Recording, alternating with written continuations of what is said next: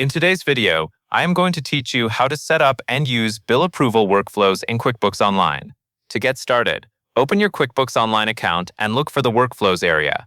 In the main navigation, find Workflows and then go to Automation.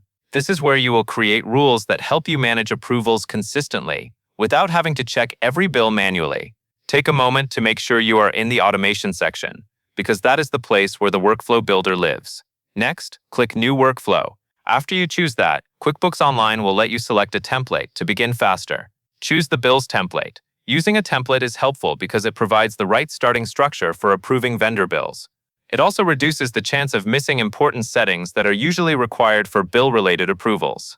Once the Bills template is selected, you will define the trigger. The trigger is the event that starts the workflow. For example, you can set it so the workflow begins when a bill is created.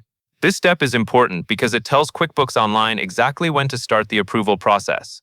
Review the trigger options shown on your screen and choose the one that matches the moment you want approvals to begin. After you set the trigger, you will move on to the conditions. Conditions are the rules that decide which bills should be sent into the approval process.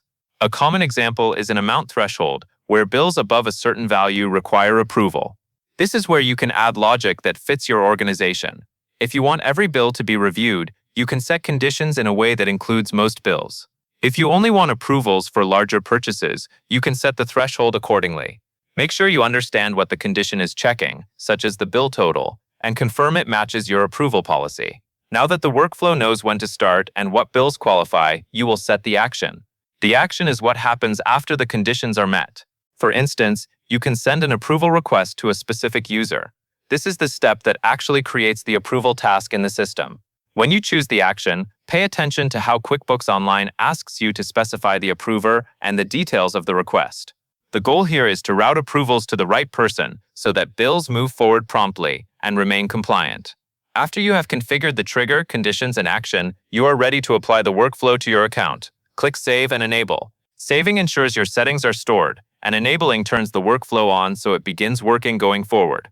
It is a good moment to slow down and confirm that everything you selected is correct before you enable it, since this workflow will begin responding automatically based on the trigger and rules.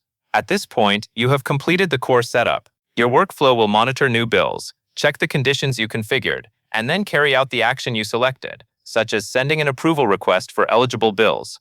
From here, the approval process becomes more organized because decisions are handled through a consistent workflow instead of ad hoc messages. And that covers everything you need to know. And that is all there is to it.